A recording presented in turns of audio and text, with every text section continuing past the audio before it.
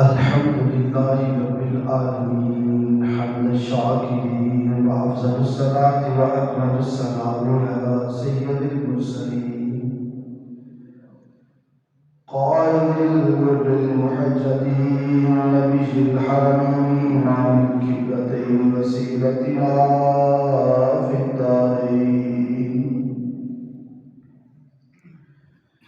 صاحب قاب قوسين محبوب رب المشرقين والمغربين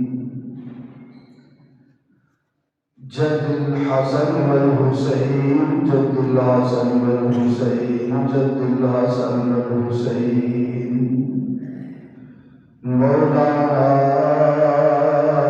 ومولى الثقلين نبي الحرمين إمام القبلتين وسيلتنا في الدارين صاحب قاب قوسين محبوب رب المشرقين والمغربين جد الحسن والحسين جد الحسن والحسين جد الحسن والحسين مولانا ومولى الثقلين سيدنا ومولانا وملجأنا ومأوانا محمد صلی اللہ علیہ وسلم عبدہ ورسولہ اما بعد فاعوذ باللہ من الشیطان الرجیم بسم اللہ الرحمن الرحیم الا ان اولیاء اللہ لا خوف علیہم ولا هم يحزنون الذين آمنوا وكانوا يتقون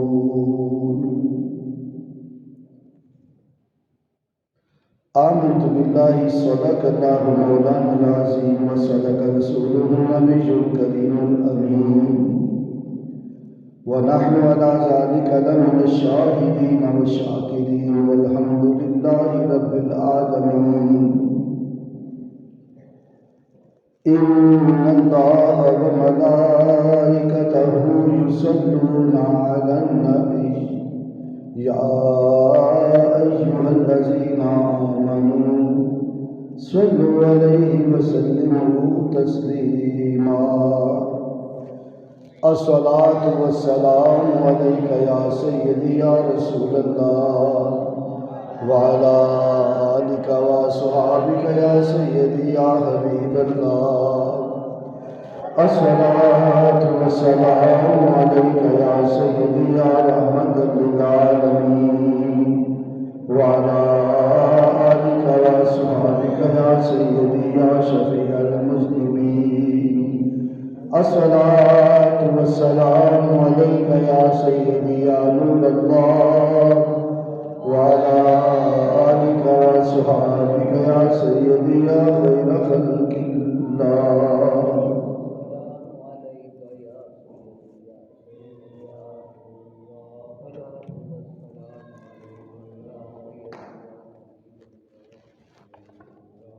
سورہ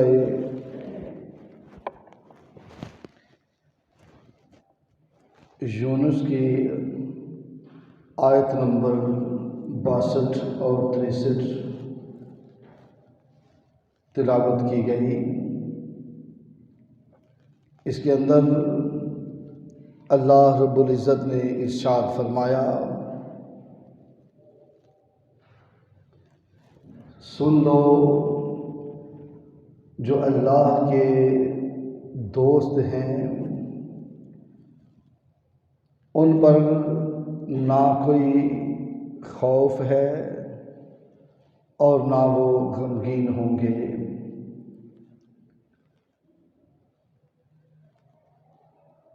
اور اللہ کے دوست کون ہیں؟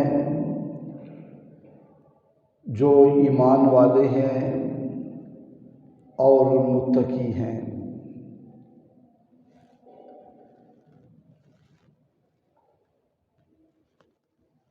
مفسرین نے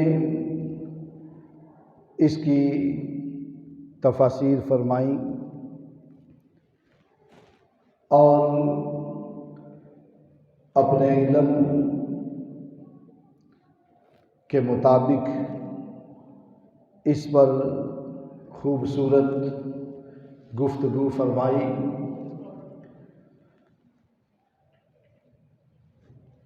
اور ان کی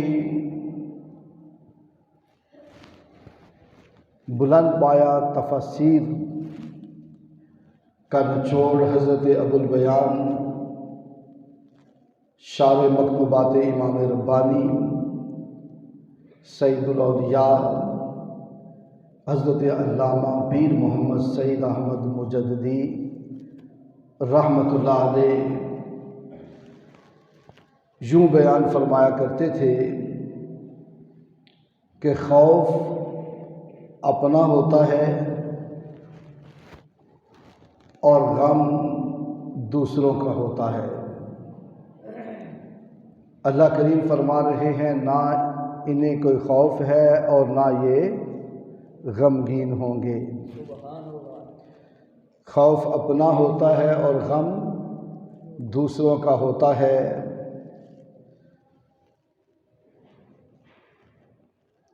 حضور تاجدار دو عالم نور مجسم صلی اللہ علیہ وآلہ وسلم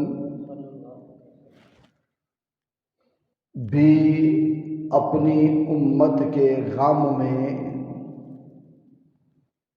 اتنا روئے ہیں کہ کوئی ماں بھی اپنی اولاد کے غم میں اتنا نہیں روئی ہوگی، کوئی دوست کسی دوست کے غم میں اتنا نہیں رویا ہوگا، کوئی عزیز اپنے عزیز کے غم میں اتنا نہیں رویا ہوگا جتنا حضور اپنی امت کے غم میں روئے ہیں۔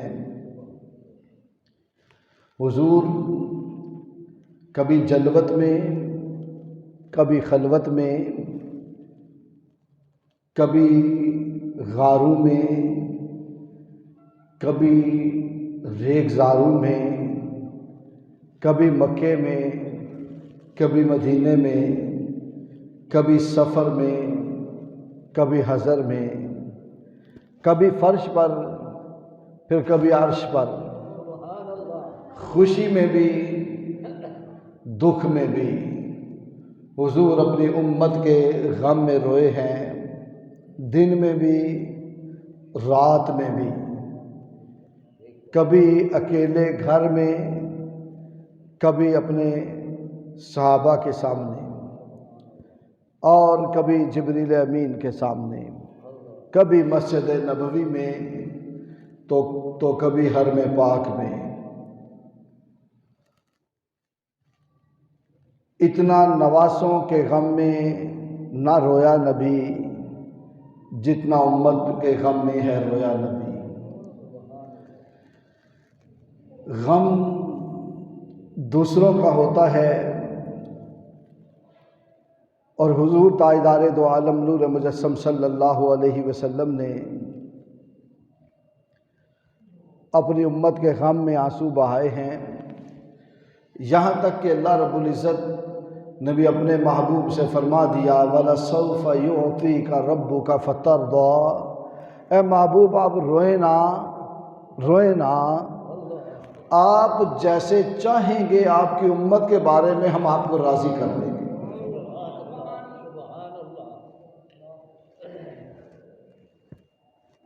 اور ہمیں جب کوئی خوشی ملتی ہے تو ہم اکثر لوگ اللہ کو بھول جاتے ہیں۔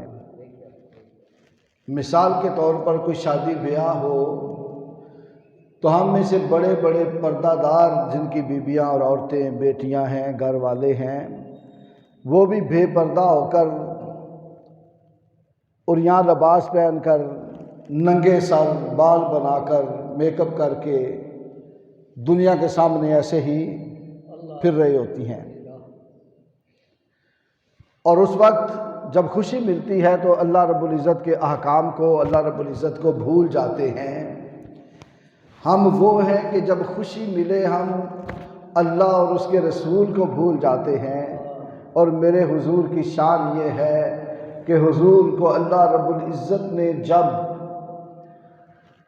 اپنی بارگاہ میں معراج پر بلایا، جس دیدار کے لیے حضرت موسیٰ جیسے اللہ رب العزت کی بارگاہ میں التجائیں کرتے رہے، دعائیں کرتے رہے، آرزویں کرتے رہے، اور بار بار اللہ رب العزت کی بارگاہ میں دعا کی، ربی آرینی، یا اللہ مجھے اپنا جلوہ دکھا، اپنا جلوہ دکھا۔ اللہ رب العزت نے موسیٰ کریم جیسے جلیل القدر نبی کی دعا پر بھی ان کو اپنا جلوہ نہیں دکھایا، تو حضور صلی اللہ علیہ وسلم کو جب اپنا جلوہ دکھانے کے لیے، اپنا دیدار کرانے کے لیے فرش سے عرش پر بلایا، میرے حضور سواری پر، براق پر سوار ہونے سے پہلے رونے لگے۔ جبریل کہنے لگے یا رسول اللہ، خوشی کا موقع ہے، کیوں روتے ہیں؟ فرمایا آج محمد کو محمد کی امت کا غم رلا رہا ہے۔ کہا حضور کون سا غم؟ فرمایا میں تو اللہ کی بارگاہ میں براق پر جا رہا ہوں، جب میری امت پل صراط پر سے گزرے گی تو اس کا حال کیا ہوگا، کیسے گزرے گی؟ اللہ رب العزت نے فرمایا جبریل میرے محبوب سے کہہ دو، جو پروردگار تجھے براق پر بلا رہا ہے، تیرے صدقے تیرے غلاموں پہ کرم فرما کے ان کو بھی پل صراط پہ سواریاں عطا فرما دے گا۔ خوشی کا موقع، ہمیں تھوڑی سی خوشی ہوتی ہے، یعنی بندے کو بیوی ملی ہے، شادی ہے، عورت مل رہی ہے شوہر کو، مرد کو، جوان کو، تو وہ حضور کے طریقے کو بھول جاتا ہے۔ ہندوؤں کی رسمیں، ناچنا گانا، شراب کباب اور واہیات رسمیں، فضول خرچی، سارے کام کر گزرتا ہے، نہیں سوچتا خوشی کے موقع پر کہ میرا اللہ راضی ہوگا یا ناراض ہوگا، حضور اس سے راضی ہوتے ہیں یا ناراض ہوتے ہیں، یہ میرے حضور کا طریقہ ہے یا سکھوں اور ہندوؤں کا طریقہ ہے، بھول جاتا ہے۔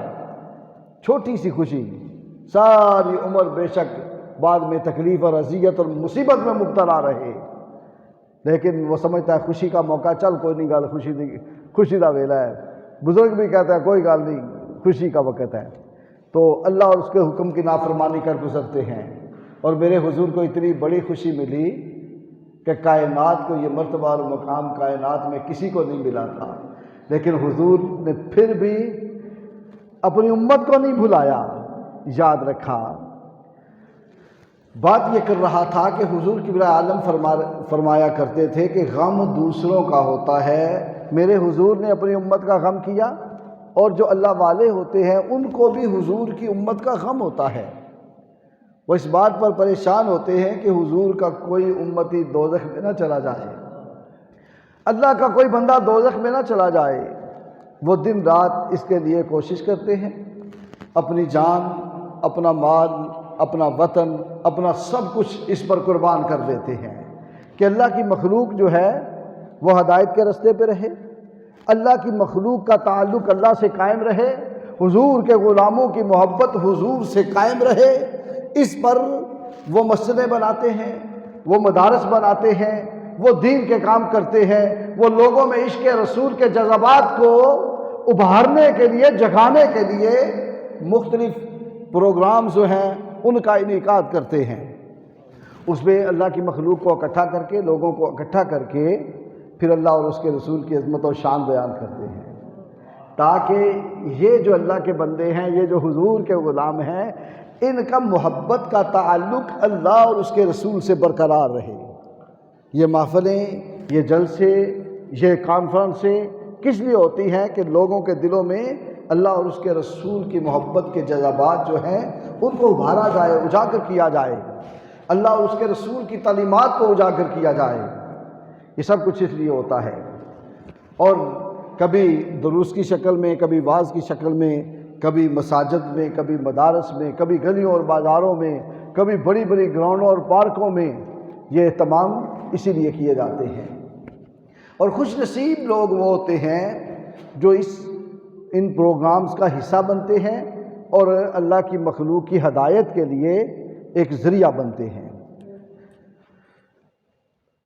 اللہ والے جو ہوتے ہیں ان کو اللہ تعالیٰ کی مخلوق کا غم ہوتا ہے کہ یہ گمراہی کے راستے پہ نہ چل پڑے اور ان کی ہدایت کے لیے کوشش کرتے ہیں۔ پھر جو اللہ والوں کے ساتھ لگ جاتے ہیں، ان سے تعلق قائم کرتے ہیں، محبت کا رشتہ بناتے ہیں، ان کے ساتھ محبت کرتے ہیں، ان کے بارے میں اللہ رب العزت فرماتے ہیں، اللہ رب العزت کے پیارے محبوب ارشاد فرماتے ہیں، کریم آقا نے ارشاد فرمایا، صحیح بخاری کی حدیث ہے، فرمایا المرء مع من احبا، دنیا میں جو جس سے محبت کرے گا قیامت کے دن اسی کے ساتھ ہوگا۔ ہم اللہ والوں سے اسی لیے محبت نہیں کرتے، یہ اللہ رب العزت کے محبوب نے ہمیں ایک تعلیم دی ہے۔ ہاں، کون چاہتا ہے کہ آخرت میں میرا حساب، آخرت میں یزید کے ساتھ ہوں؟ کوئی چاہتا ہے؟ نہیں۔ جو بھی چاہے گا وہ یہ چاہے گا کہ دنیا میری جیسی مرضی ہو، آخرت میں حسین کے ساتھ ہوں۔ کون چاہتا ہے آخرت میں ابو جہل کے ساتھ ہوں؟ کوئی نہیں۔ ہر کوئی چاہے گا کہ آخرت میں محمد الرسول اللہ صلی اللہ علیہ وسلم کا مجھے ساتھ اور قرب ملے۔ کون چاہتا ہے؟ اپنے سیاستدانوں کو دیکھ لو، ایک طرف سیاستدانوں کو دیکھ لو اور دوسری طرف داتا علی حجویری کو دیکھو، خواجہ اجمیری کو دیکھو۔ آج حضرت خواجہ اجمیری رحمۃ اللہ علیہ کا عرس پاک ہے، 6 رجب ہے۔ تو ہر کوئی یہ چاہتا ہے کہ ہمیں اللہ رب العزت کے نیک بندوں کا آخرت میں ساتھ ملے۔ تو اس کے لیے کیا ہے؟ اگر آخرت میں ساتھ چاہتے ہو تو حضور نے فرمایا دنیا میں ان سے محبت کرو، اور دنیا میں بندہ جس سے محبت کرتا ہے اسی کا ذکر کرتا ہے، اسی سے تعلق قائم کرتا ہے۔ اور یہ وہ لوگ ہیں جن کی شان، جن کی عظمت اللہ تعالیٰ بیان کرتے ہیں، اور جن کی شان کو اللہ نے بڑھایا ہے، جن کو عزتیں اللہ نے عطا کی ہیں۔ اور اللہ رب العزت جب کسی بندے سے محبت کرتا ہے تو جبریل امین سے فرماتا ہے جبریل میں فلاں بندے سے محبت کرتا ہوں، تو بھی کر۔ آسمان کے فرشتوں، آسمانوں کے فرشتوں سے کہو تم بھی محبت کرو، زمینوں کے فرشتوں سے کہو کہ میں فلاں بندے سے محبت کرتا ہوں، اے فرشتوں تم بھی محبت کرو۔ پھر اللہ کے بندوں میں بھی اس بندے کی محبت ڈال دیتا ہے۔ جب اللہ تعالیٰ بندوں کے دلوں میں اس بندے کی محبت ڈال دیتا ہے تو کون ہے جو محبت نکالے؟ کوئی نکال نہیں سکتا۔ یہ کتنے 100 سال ہو گئے، خواجہ اجمیری کے ماننے والے آج بھی انہیں مان رہے ہیں، ہجوم لگا ہے ان کی قبروں پہ۔ اور میں حضور صاحبزادہ پیر محمد رفیق احمد مجددی آپ کے پاس بیٹھا تھا تو آپ فرما رہے تھے کہ میں اجمیر شریف حاضر ہوا تو میں نے فجر کی نماز میں نمازی دیکھے، فجر کی نماز میں 12,000، کم از کم 12,000 لوگ فجر کی نماز میں ہوں گے ان کی مسجد کے اندر۔ ہمارے بڑے بڑے جو اجتماع ہوتے ہیں نا، وہاں اتنے لوگ نہیں ہوتے، 1,000 بندہ، وہ حال بھی بڑا ہے، وہ برآمدہ بھی ہے، صحن بھی ہے، ادھر بھی نمازی ہوتے ہیں۔ میرا نہیں خیال کہ 1000 سے زیادہ لوگ ہوں۔ تو جمعہ کے اجتماع میں، ہمارے عید کے اجتماع میں 1000-2000 بندہ نہیں ہوتا۔ تو آپ فرماتے ہیں کہ اللہ کے ولی کی درگاہ پر وہاں مسجد جو ہے وہاں فجر کی نماز میں 12,000 کم از کم بندہ ہوگا۔ تو یہ علاقہ کیا تھا؟ کفرستان تھا، جس کا نام ہندوستان ہے، ہندوؤں کا شہر، ہندوؤں کا ملک۔ تو اس جگہ پہ آ کے جس نے لوگوں کے دلوں میں ایمان کی شمع روشن کی، اس جگہ پہ آ کے جس نے لوگوں کے دلوں میں اللہ رب العزت کے محبت کی شمع روشن کی، حضور کا عشق لوگوں کے دلوں میں جس نے اجاگر کیا، جس نے بتوں کے آگے لوگوں کو، جھکنے والوں کو اللہ کے سامنے جھکایا، جس نے کفرستان میں آ کر ہندوؤں کو جو بتوں سے محبت کرتے تھے عشق مصطفیٰ کا جام پلایا، وہ خواجہ معین الدین چشتی اجمیری۔ علماء فرماتے ہیں، کتابوں میں لکھا ہے کہ حضرت خواجہ معین الدین چشتی اجمیری رحمۃ اللہ علیہ نے 99 لاکھ ہندوؤں کو کلمہ پڑھا کے مسلمان کیا۔ 99 لاکھ ہندوؤں کو۔ یہ ولی کی کرامت ہے۔ جو اللہ کے دوست ہیں وہ اللہ کا کام کرتے ہیں، اللہ کے دوست اللہ کا کام کرتے ہیں، اللہ کی مخلوق کو اللہ کے ساتھ جوڑتے ہیں، اللہ کے گھروں کو آباد کرتے ہیں، اللہ کے گھروں کی تعمیر و ترقی میں حصہ لیتے ہیں۔ حضرت ابوالبیان رحمۃ اللہ علیہ نے ساری عمر کیا کیا؟ مسجدیں بنائی یار. جس مسجد میں ہم بیٹھے ہیں نا، یہ بھی انہی کا صدقہ ہے، انہی کے طفیل میں ہے. جو انتظامیہ والے تھے، جو زمینیں یہاں بیچتے تھے، وہ تو کہتے تھے یہ پلاٹ ہی مسجد کا، یہاں کوئی پلاٹ ہی نہیں ہے. مسجد کی جگہ ہی، اس جگہ پہ مسجد کی جگہ ہی کوئی نہیں. راتوں رات انہوں نے مسجد کے نام الاٹ کرائی جگہ. اور میرے پیر بھائی پروفیسر محمد نوید اقبال مجددی، وہ کہتے ہیں جب الاٹ کروائی، ہم دفتر میں گئے پیر صاحب کے ساتھ، وہاں جا کے ان کے آگے کاغذ رکھا جس پہ یہ مسجد کے نام الاٹ تھی جگہ، تو انہوں نے کہا 1,14,000 روپیہ جمع کراؤ. کروڑوں روپیہ بنتا ہے اس جگہ کی. زمین کی قیمت دیکھ لو جتنی اب ہے، کروڑوں میں ہے. تو کہا اتنے پیسے جمع کراؤ، پھر چلو جگہ تمہارے نام ہے، لے لو، خرید لو، پھر اچھا مسجد کی ہے. تو نبی صاحب کہتے ہیں میں نے کہا حضور 1,14,000 روپیہ کتوں آئے گا؟ اتنی بڑی رقم، وہ آج کا 20 کروڑ ہوگا. حضور اتنی بڑی رقم کہاں سے آئے گی؟ مسجدوں میں تو آپ دیکھتے ہو نا، اعلان کرو 10,000 20,000 30,000 50,000 ہو جاتا ہے، تو اتنی رقم کہاں سے آئے گی؟ تو پروفیسر صاحب کہتے ہیں جب میں نے یوں کہا نا تو قبلہ عالم فرمانے لگے جدا کار ہے وہ آپ ہی انتظام کرے گا. کہتے ہیں میں موٹر سائیکل چلا رہا تھا، قبلہ عالم پیچھے بیٹھے تھے. جب حضور قبلہ عالم کے حجرے میں مسجد میں ہم پہنچے تو وہاں ایک شخص جس کا نام محمد تھا، بٹی صاحب تھے، وہ بیٹھے ہوئے تھے. پہلے آ کے حضرت صاحب آئے، حجرے میں داخل ہوئے، فرمایا ہاں بٹی صاحب کدھر آئے ہیں؟ تو وہ 1,25,000 روپیہ قبلہ عالم کی خدمت میں پیش کر کے کہنے لگا حضور ہے جتنے مرضی لا لو. تو پھر یہ جگہ خریدی گئی. اللہ اکبر کبیرہ.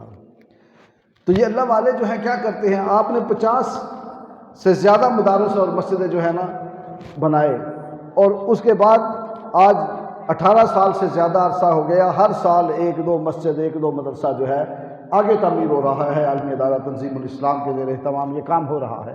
اللہ والوں کا مقصد کیا ہے؟ میری زندگی کا مقصد تیرے دی کی سرفرازی، میں اسی لیے مسلمان، میں اسی لیے نمازی. اللہ کی مخلوق کی تربیت کرنا، ان کو اللہ کے راستے میں لگا دینا، حضور کا عشق ان کے دل میں ڈال کر، محبت ڈال کر حضور کے راستے میں لگا دینا. حضرت خواجہ معین الدین چشتی اجمیری رحمۃ اللہ علیہ نے بھی یہی عمل کیا.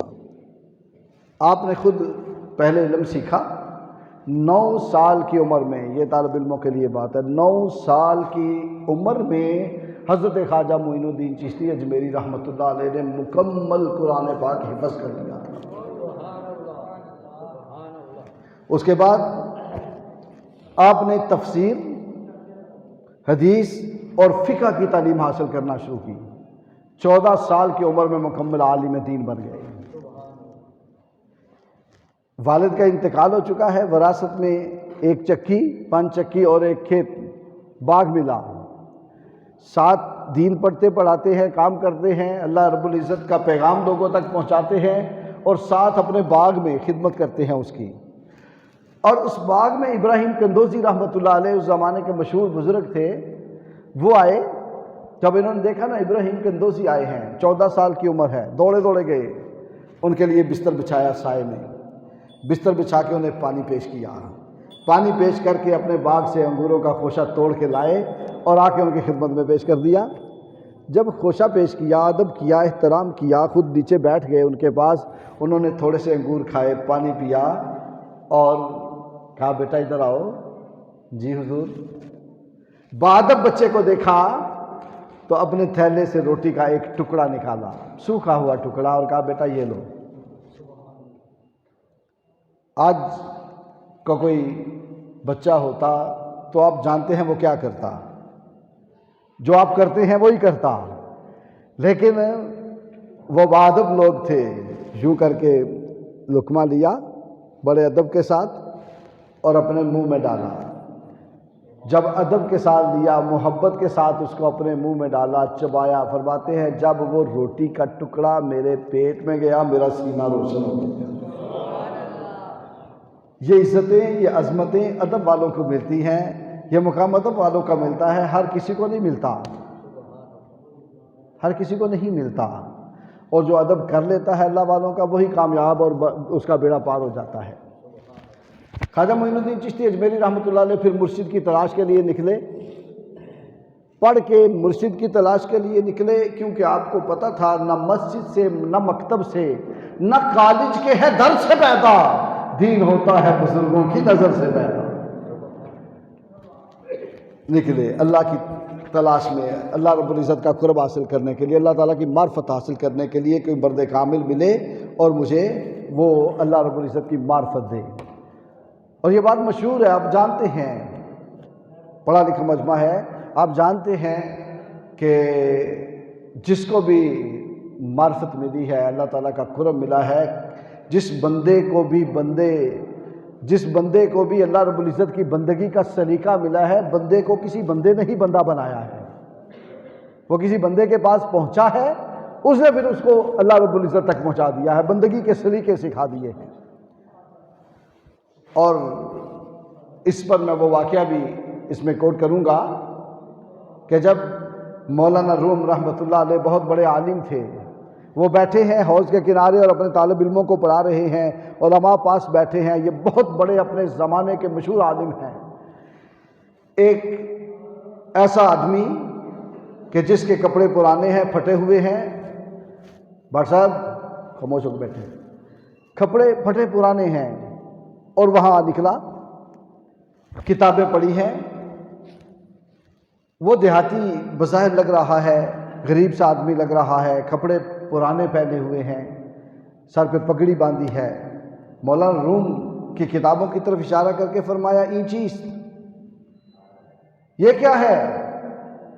مولانا روم نے جب دیکھا نا ان کی طرف کہ کوئی دیہاتی لگ رہا ہے، ان پڑھ گوار جاہل ہوگا، تو پڑھا لکھا نہیں ہوگا، یہ سوچا، فرمایا ای آ است کہ تو نمی دانم،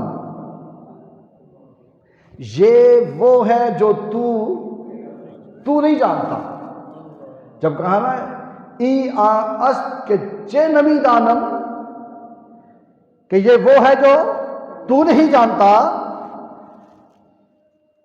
آپ نے فرمایا اچھا، آپ نے کتابیں پکڑی نا، پانی میں پھینک دی، جب پھینکی تو سر پہ ہاتھ رکھ کے، اوئے یہ تو نے کیا کیا؟ قلم سے سیاہی سے لکھتے تھے، پہلے کتابیں ایسی ہوتی تھی، پریشان ہو گئے کہ تو نے تو میرا سارا علم ہی ضائع کر دیا، تو نے تو بڑی زیادتی کی، میرا سارا علم جو ہے وہ بہا دیا، ختم کر دیا، اب کیا بنے گا؟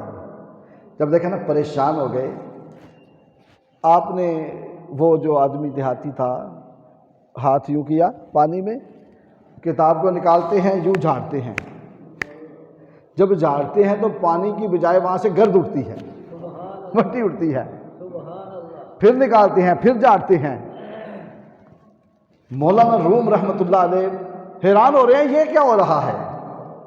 فرمایا ای چیز، اب مولانا روم کہتے ہیں یہ کیا ہے؟ آپ نے فرمایا ای آ است کہ تو نمی دانم، یہ وہ ہے جو تو نہیں جانتا، یہ وہ علم ہے جو تو نہیں جانتا۔ اسی وقت مولانا روم رحمۃ اللہ علیہ جو ہے ان کے غلاموں میں شامل ہوئے، پھر مقام کیا پایا، مرتبہ کیا پایا؟ فرماتے ہیں یک زمانہ صحبت با اولیاء بہتر از 100 سال اطاعت بیریا۔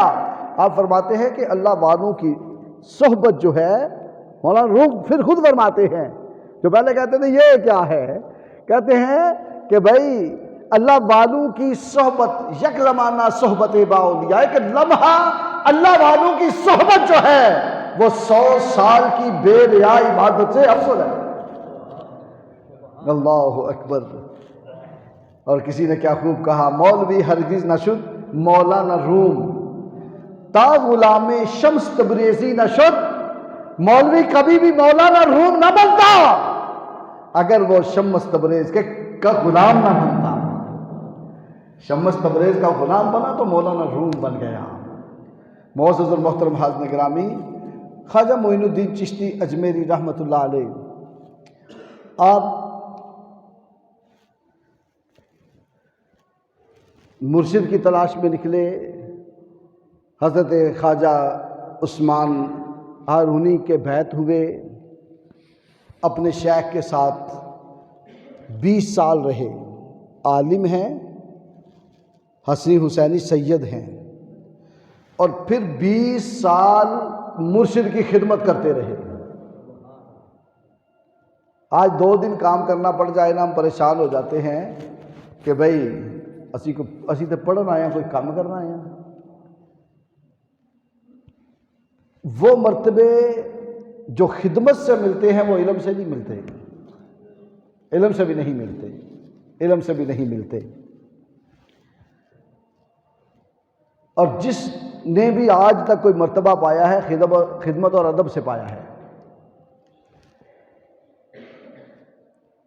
صحیح بخاری کی حدیث بھی ہے نا کہ محشر کے میدان میں بڑے لوگ ایسے ہوں گے جو اللہ کے نیک بندوں، اللہ والوں کو کسی نے وضو کرایا ہوگا، کسی نے پانی پلایا ہوگا، کسی نے ان کا چھوٹا بڑا کوئی کام کیا ہوگا، اس کی وجہ سے اللہ تعالیٰ نیک بندوں کی برکت سے ان کو اللہ تعالیٰ جنت عطا فرما دیں گے، ان کی چھوٹی چھوٹی خدمت کی وجہ سے۔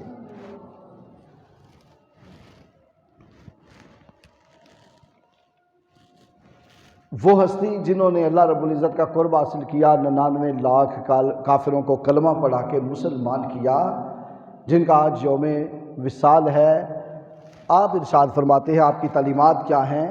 پیچھے بھی ہم نے تعلیمات سیکھی کہ وہ مرشد کی تلاش میں نکلے، ان کی خدمت کی، سارے معاملات ہوئے، وہ خود اپنی زبان سے، وہ تو ان کا عمل تھا، اور زبان سے کیا فرماتے ہیں، اپنے چاہنے والوں کو کیا تعلیم دیتے ہیں، وہ بھی ہم کچھ پڑھتے ہیں۔ آپ فرماتے ہیں کہ نیک لوگوں کی صحبت نیکی کرنے سے بہتر ہے۔ ایک بندہ صرف عبادت کرتا رہتا ہے، کھڑا ہو کے نفل پڑھتا رہتا ہے، نفل پڑھتا رہتا ہے، ایک ذکر کرتا رہتا ہے بیٹھ کے، اور ایک وہ ہے جو صرف اللہ والوں کے پاس آ کے بیٹھ جاتا ہے۔ یہ پاس بیٹھنا، ان کی صحبت میں بادب ہو کر بیٹھ جانا، یہ تمہارے نفل پڑھنے سے، ذکر کرنے سے، عبادت سے بھی بہتر ہے، عبادت سے بہتر ہے۔ حضرت امام احمد بن حنبل رحمۃ اللہ علیہ سے، جو 6 لاکھ حدیثوں کے حافظ تھے، ان سے کسی نے پوچھا بھئی بشر حافظ جو ان پڑھ ہے اس کے پاس کیا کرنے جاتے ہو؟ تم تو اتنے بڑے شیخ الحدیث ہو، محدث ہو، اپنے زمانے کے امام ہو، لوگوں کو 10 حدیثیں زبانی نہیں آتی، تمہیں 6 لاکھ آتی ہے، تو بشر حافظ کے پاس کیا لینے جاتا ہے؟ تو آپ فرمانے لگے مجھے پوچھنے والوں کہ بشر کے پاس عالم ہو کر، حافظ حدیث ہو کر کیوں جاتے ہو؟ سنو، بشر کے پاس مجھے وہ کچھ ملتا ہے جو کتابوں میں نہیں ملتا، جو کتابوں میں نہیں ملتا۔ آپ فرماتے ہیں حضرت خواجہ معین الدین چشتی اجمیری رحمۃ اللہ علیہ کہ نیک لوگوں کی صحبت نیکی کرنے سے بہتر ہے، اور برے لوگوں کی صحبت، بروں کے پاس بیٹھنا، برے لوگوں کی صحبت برائی کرنے سے بھی بدتر ہے۔ بروں کے پاس بندہ بیٹھے گا بری باتیں سیکھے گا، جو گالیاں نکالتے ہیں جن کو گالی کی عادت ہوتی ہے، اس کے پاس بندہ بیٹھے تو اس کو وہ بھی ہر بات سے گالی نکالنے لگ جاتا ہے۔ شرابی کے پاس بیٹھے گا آخرکار شرابی بن جائے گا، نشئی کے پاس بیٹھے گا نشہ لگ جائے گا اسے، تو اللہ والوں کے پاس بیٹھے گا اسے اللہ کا کرم مل جائے گا، اللہ کی محبت ملے گی، ان کے اطوار کو دیکھ کر، ان کے احوال کو دیکھ کر، ان کے طریقے کو دیکھ کر، ان کے سلیقے کو دیکھ کر اس کو اللہ اور اس کے رسول کی معرفت حاصل ہوگی۔ اس لیے آپ فرماتے ہیں کہ نیک لوگوں کی صحبت نیکی کرنے سے بھی بہتر ہے۔ اور مشائخ فرماتے ہیں، اولیاء کرام فرماتے ہیں، جب اپنے شیخ کے پاس بیٹھو، جب کسی واعظ کی مجلس میں بیٹھو، درس میں بیٹھو، تو وہاں بیٹھ کے تسبیح نہ پھیرو، تسبیح نہ پھیرو۔ اگر کہیں اللہ والے کی مجلس لگی ہوئی ہے تو وہاں کھڑے ہو کے نفل نہ پڑھنے لگ جاؤ، نفل نہ پڑھو، بلکہ اس کے پاس قدموں میں آ کے بیٹھ جاؤ، قدموں میں بیٹھ جاؤ۔ یہ ان کے پاس بیٹھنا تیرے نفلوں سے بھی بہتر ہے۔ وہ کیا کہا تھا؟ یک زمانہ صحبت با اولیاء بہتر از 100 سالہ طاعت بے ریا۔ جو ریاکاری کے بغیر 100 سال عبادت کی جائے اس سے بہتر ہے کہ ایک لمحہ کوئی اللہ والوں کے پاس بیٹھ جائے، وہی بندے کی زندگی کو ہو سکتا ہے بدل دے۔ اور پھر آپ کیا فرماتے ہیں؟ فرماتے ہیں مرید اپنی توبہ میں اس وقت تک راسخ نہیں ہو سکتا، مضبوط نہیں ہو سکتا، پکا نہیں ہو سکتا جب تک اس کے بائیں طرف والے فرشتے نے 20 سال تک اس کا ایک گناہ بھی نہ لکھا ہو۔ آج لوگ مرید ہو جاتے ہیں اللہ والوں کے پاس جا کے، پھر آ کے کیا کرتے ہیں، جو بات بتاتے ہیں، بیٹا چوری نہیں کرنی، بیٹا زنا نہیں کرنا، بیٹا دھوکہ نہیں دینا، بیٹا غیبت نہیں کرنی، بیٹا اللہ کی نافرمانی سے بچنا ہے، وہ ساری باتیں سکھاتے ہیں، توبہ کراتے ہیں، دعا بھی کرتے ہیں، اور بندہ آ کے پھر سود شروع کر دے، دھوکہ دینا شروع کر دے، لوگوں کا مال ضبط کرنا شروع کر دے، لوگوں کے ساتھ زیادتی شروع کر دے، معاملات خراب رکھے، نماز نہ پڑھے، حج فرض ہے نہ کرے، زکوٰۃ فرض ہے نہ دے، تو پھر کیا حاصل ہوگا؟ محب تو محبوب کی ہر ادا کو اپناتا ہے، محب تو اپنے محبوب کے ہر بات کو مانتا ہے، وہ جس بات پر راضی ہو وہی عمل کرتا ہے، اور جب تک کوئی مرید اپنے شیخ سے عشق کی حد تک اس کو چاہے نا، اس وقت تک فیض بھی حاصل کر سکتا۔ پھر آپ فرماتے ہیں صوفیہ فرماتے ہیں کیونکہ مشائخ اپنے مریدوں کو کثرت سے استغفار کا حکم دیتے ہیں، اور وہ گناہ بھی جو رحمت الہی سے نہیں لکھے جاتے۔ جب بندہ گناہ کرتا ہے نا، اللہ تعالیٰ فرشتے سے کہتا ہے تھوڑی دیر انتظار کر، تھوڑی دیر، بندہ مومن ہے، میرے حضور کا امتی ہے، تھوڑی دیر انتظار کر لے، اسے غلطی ہو گئی ہے نا، تھوڑی دیر انتظار کر لے، ہو سکتا ہے یہ معافی مانگ لے۔ اگر وہ توبہ کر لے تو اس کا گناہ نہیں لکھا جاتا۔ اللہ اکبر کبیرہ۔ اور کچھ گناہ ایسے ہوتے ہیں کہ توبہ کی وجہ سے اللہ تعالیٰ ان کو نیکیوں میں بدل دیتا ہے۔ اس لیے اللہ والے جو ہیں وہ استغفار کا اپنے مریدوں کو، اپنے چاہنے والوں کو جو ہے وہ تعلیم دیتے ہیں، اور ہمارے قبلہ عالم حضرت ابوالبیان رحمۃ اللہ علیہ کی تعلیمات بھی یہی ہیں۔ آپ فرماتے ہیں روزانہ فجر کی نماز کے بعد 100 بار استغفار پڑھنا ہے، اور عشاء کے بعد 300 بار درود پاک پڑھنا ہے، اور جب بندہ اللہ والوں کے احکام پہ عمل کرتا ہے تو ایک بار بھی درود پڑھا ہو قبول ہو جائے تو بندے کی بخشش کا ذریعہ بن جاتا ہے۔ اور استغفار 100 بار جو بندہ پڑھے، توجہ سے پڑھے، محبت سے پڑھے، عقیدت سے پڑھے، احترام سے پڑھے، اللہ رب العزت کی بارگاہ میں ندامت اور شرمندگی سے پڑھے، تو یقیناً اللہ تعالیٰ بندے پہ اپنی رحمتوں کا نزول کرتا ہے۔ حضرت ہند الولی خواجہ اجمیری رحمۃ اللہ علیہ آپ فرماتے ہیں بدبختی کی علامت یہ ہے کہ انسان گناہ کرتا رہے، پھر اس کے باوجود اللہ کی بارگاہ میں اپنے آپ کو مقبول سمجھے۔ کئی بندوں کی عادت ہوتی ہے صرف نماز ہی پڑھ لیتے ہیں نا، اور باقی سارے عمل خراب ہیں، دھوکہ دے رہے ہیں، فراڈ لگا رہے ہیں، سود لے رہے ہیں، غیبت کر رہے ہیں، چغلی کر رہے ہیں، اور اتنے بڑے خوش ہیں میں بہت بڑا نمازی ہوں، میں حاجی ہوں۔ فرمایا یہ بندے کی بدبختی کی علامت ہے، بدبختی کی علامت ہے، ایسے بندے کو نہیں سمجھنا چاہیے۔ پھر آپ فرماتے ہیں تمہارا کوئی گناہ تمہیں اتنا نقصان نہیں پہنچائے گا، جتنے مرضی گناہ کرو۔ اپنے مریدوں کی، حضور کے غلاموں کی تربیت کرتے ہوئے فرماتے ہیں تمہارا کوئی گناہ تمہیں اتنا نقصان نہیں پہنچائے گا جتنا کسی مسلمان کی بے عزتی کرنے سے تمہیں نقصان پہنچے گا۔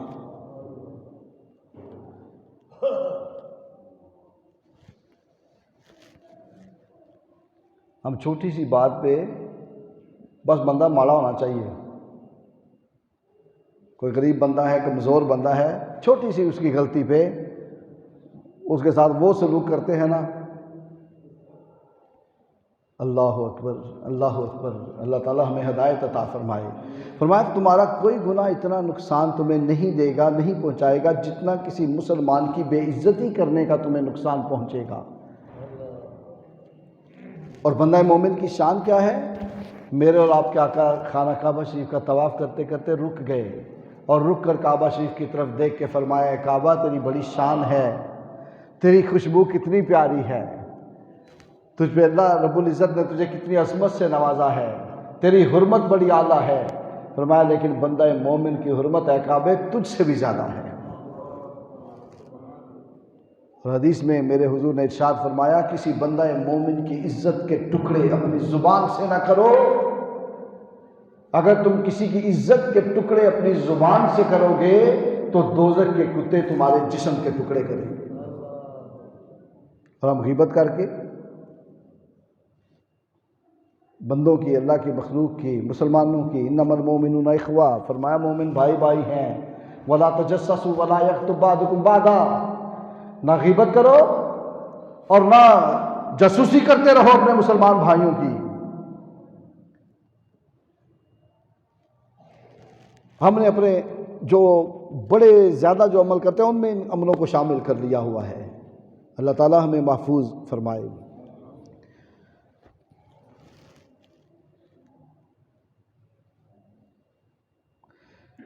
اور حدیث پاک میں ہے، حضرت معاذ بن جبل رضی اللہ تعالیٰ عنہ اور حضرت انس رضی اللہ تعالیٰ عنہ اس حدیث کے راوی ہیں، حضور صلی اللہ علیہ وسلم نے فرمایا جس نے کسی بد دین منافق کے شر سے، بد دین کے شر سے، منافق کے شر سے کسی بندہ مومن کی حمایت کی تو اللہ تعالیٰ قیامت کے دن ایک فرشتہ مقرر فرمائے گا جو اسے دوزخ سے بچائے گا، اسے دوزخ سے بچائے گا۔ اور فرمایا جس نے مسلمان کو بدنام کرنے کے لیے الزام لگایا، غیبت بھی کرتے ہیں اور کئی دفعہ جھوٹ ہی بول دیتے ہیں کسی کے بارے میں، وہ انجد ہے۔ فرمایا جس نے کسی مسلمان کو بدنام کرنے کے لیے الزام لگایا تو اللہ تعالیٰ اسے جہنم کے پل پر قید کر دے گا۔ آگ جل رہی ہے، اوپر قید کر دیا گیا، جلتا رہے گا۔ حضرت ابن عمر سے روایت ہے کہ بندہ مومن کی حرمت کعبے سے بھی زیادہ ہے۔ اور کسی شاعر نے کہا کوئی کہتا ہے کہ کعبے میں خدا رہتا ہے، کوئی کہتا ہے سرے عرش اولا رہتا ہے، ہم فقیروں کا عقیدہ ہے کہ وہ معبود عظیم اپنے محبوب کے جلووں میں چھپا رہتا ہے۔ اور اسی محبوب نے فرمایا بندے مومن کی حرمت کعبے سے بھی زیادہ ہے۔ حضور صلی اللہ علیہ وسلم نے ارشاد فرمایا ومن ستر مسلمن سترہ اللہ یوم القیامہ، جس نے کسی مسلمان کا پردہ رکھا اللہ تعالیٰ قیامت کے دن اس بندہ مومن کا پردہ رکھے گا۔ اور جس نے شعب الایمان کی حدیث ہے، یہ پہلی جو بڑی حدیث پاک وہ صحیح مسلم کی تھی، شعب الایمان میں ہے جس بندے نے اپنے مسلمان بھائی کی غیر موجودگی میں اس کی غیبت پر اس کی مدافعت کی، کوئی اس کی غیبت کرتا ہے اور کہتا ہے نا یار غیبت نہ کر، مدافعت کی، یہ بڑا مشکل کام ہے۔ رشتہ دار بیٹھے ہوں، کسی رشتہ دار کی غیبت کر رہے ہوں، دوست بیٹھے ہوں دوست کی غیبت کر رہے ہوں، تو ایک بندے کا کہنا کسی بڑے کو ٹوک دینا یار غیبت نہ کرو چھوڑو، یہ بڑا مشکل ہوتا ہے۔ بندہ چپ کر کے سنتا رہتا ہے، یہ کہتا ہے نہ بھی اچھی لگتی ہو، چپ رہتا ہے کہ ناراض نہ ہو جائے رشتہ دار، کوئی دوست ناراض نہ ہو جائے۔ فرمایا جس بندے نے مسلمان بھائی کی غیر موجودگی میں اس کی غیبت پر مدافعت کی تو اللہ تعالیٰ کے ذمے ہے کہ دوزخ سے اسے نجات عطا فرمائے گا۔ اللہ اکبر۔ اور خواجہ ہند الولی رحمۃ اللہ علیہ فرماتے ہیں درویش وہ ہے جس کے پاس جو بھی حاجت لے کر آئے تو وہ اسے خالی ہاتھ نہ لوٹائے، کچھ نہ کچھ دے اسے، خالی نہ لوٹائے۔ کہ سوالی کو خالی ہاتھ نہ لوٹاؤ، کیونکہ یہ اللہ کا کام ہے کہ اس نے، اللہ کا کرم ہے کہ اس نے تمہیں دینے والا بنایا ہے، مانگنے والا نہیں بنایا۔ تم گاڑی میں بیٹھے ہو، باہر مانگنے والا ہاتھ پھیلا کے کھڑا ہے، یہ بھی تو ہو سکتا تھا کہ تم ہاتھ پھیلا کے کھڑے ہوتے، وہ گاڑی میں بیٹھا ہوتا۔ ساری اللہ کی مخلوق ہے، اس نے کسی کو دینے والا اور کسی کو لینے والا بنا دیا، تو کبھی بھی خالی ہاتھ کسی کو نہیں لٹانا چاہیے، تھوڑا دے دو، اگر ہے تو ضرور دو۔ حضرت انس رضی اللہ تعالیٰ عنہ فرماتے ہیں بہقی کی حدیث، فرمایا قیامت کے دن سخی اللہ کے قریب ہوگا۔ آپ کے اس قول پر حدیث پیش کر رہا ہوں کہ سخی اللہ کے قریب ہوگا، اللہ تعالیٰ اس سے سخی سے ملاقات کرے گا، سخی سے ملاقات فرمائے گا اور اس کا ہاتھ پکڑے گا۔ تمہارا ہاتھ عمران خان پکڑ کے چلے نا 2 منٹ، تم پھولے نہیں سماتے۔ نواشی سے ملنے کے لیے حالت اور کیفیت لوگوں کی پتہ نہیں کیا کیا ہو جاتی ہے، یہاں کوئی بندہ نہیں، کوئی ولی نہیں، کوئی غوث نہیں، کوئی کتب نہیں، کوئی نبی اور رسول نہیں، بڑے اعلیٰ مرتبے اور مقام ہیں ان ہستیوں کے، ان کے قدموں میں ہمیں جگہ مل جائے تو ہمارے لیے زمین و آسمان کی خوشیوں کا سبب ہے، سب سے زیادہ یہ خوشی ہے۔ لیکن فرمایا جو شخص سخی ہے قیامت کے دن، سخی قیامت کے دن محشر کے میدان میں آئے گا تو اللہ اس سے ملاقات فرمائے گا اور اس کا ہاتھ پکڑ کر اس کی بخشش فرما دے گا۔ اللہ اکبر کبیرہ. اپنے مدارس، اپنی مسجدیں، اپنے ادارے جو ہے ان پر خرچ کیا کرو، دل کھول کر خرچ کیا کرو. یہ مال، یہ دولت، یہ پیسہ یہ اللہ کی عطا ہے، جس کو چاہے عطا کرے. اور اللہ تعالیٰ دے کر بھی لے کر بھی آزماتا ہے کہ کون میرا بندہ جو ہے وہ خوشی اور غم میں میرا کام کرتا ہے. ہم اللہ کا کام کرنے کے لیے دنیا میں آئے ہیں. فرمایا کنتم خیر امۃ اخرجت للناس تأمرون بالمعروف وتنہون عن المنکر. تم بہترین امت ہو، بہترین امت ہو جو لوگوں میں نکالی گئی. تم لوگوں کو نیکی کی طرف بلاتے ہو، برائی سے روکتے ہو. خود بھی لوگوں کو نیکی کی طرف بلاؤ، خود بھی نیکی کرو. لوگوں کو برائی سے روکو، خود بھی برائی سے رکو. یہ اللہ رب العزت نے بہترین جو امت کہا، اس وجہ سے ہمیں کہا. اگر ہم یہ عمل ہی نہ کریں تو بہترین کیسے ہوئے؟ آخری بات حدیث پاک ہی ہے. فرمایا السخی حبیب اللہ. سخی اللہ کا حبیب ہوتا ہے، سخی اللہ کا حبیب ہوتا ہے. ولو کان فاسقن، بے شک وہ گناہگار ہی کیوں نہ ہو.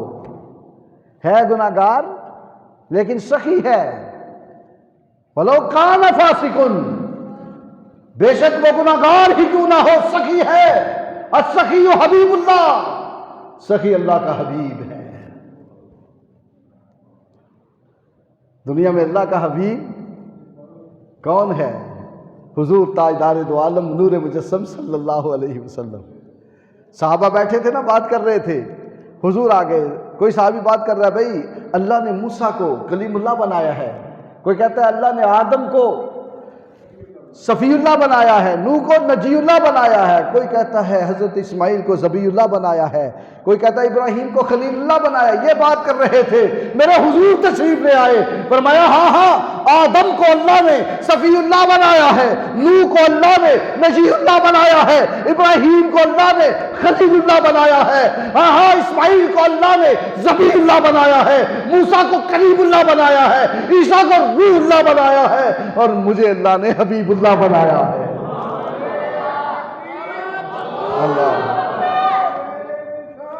یا رسول اللہ، مجھے اللہ نے حبیب اللہ بنایا ہے. اور وہ اللہ کا حبیب کیا کہہ رہا ہے؟ السخی حبیب اللہ. فرماؤ میرے غلاموں، جو تم میں سخی ہوگا اللہ اسے بھی اپنا حبیب بنا لے گا، حبیب بنا لے گا. اور پھر کیا فرمایا؟ والبخیل عدو اللہ ولو کان زاہد. بے شک کوئی بڑا نمازی ہے، بڑا حاجی ہے، بڑے نفل پڑھتا ہے، بڑی تلاوت کرتا ہے، بڑا ذکر کرتا ہے، بڑے قیام کرتا ہے، سجدے کرتا ہے، رکوع کرتا ہے، بڑا زاہد ہے، لیکن وہ بخیل ہے، وہ کنجوس ہے. فرمایا والبخیل عدو اللہ، بخیل اللہ کا دشمن ہے. اللہ اکبر کبیرہ.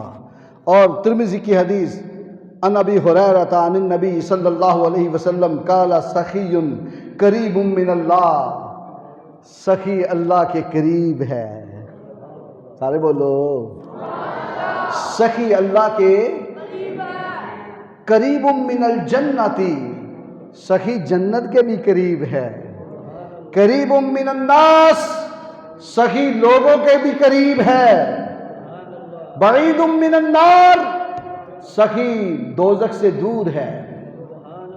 دوزخ سخی سے دور ہے.